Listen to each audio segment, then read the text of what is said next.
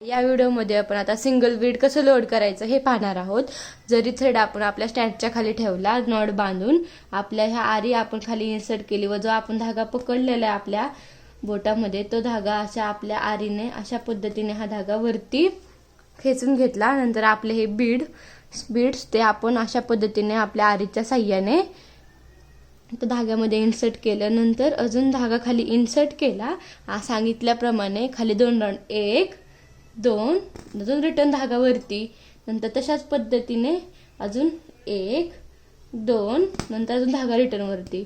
नंतर जो आपला आलेला धागा वरती रिटर्न आलेला जो धागा वरती आहे तो ह्याला आता आपल्याला इथंच ह्या बीड्स मध्ये आपण ह्याला लॉक करून घ्यायचा। हे धागा बीड्सच्या अशा चारी साईडने बरोबर गोल व आपल्या हाताच्या साहाय्याने किंवा आरीच्या साहाय्याने हा धागा असा या आपल्या बीट आहेत आपले बीड्स मोती, त्याला असा पकडून घ्यायचा 4 साईडने। हे आपले झाले सिंगल बीड कसे लोड करायचे। ही सिंगल बीड स्टिचिंगची ही मेथड आहे। जर माझा व्हिडिओ आवडला असेल तर लाईक करा, शेअर करा, सबस्क्राईब करा।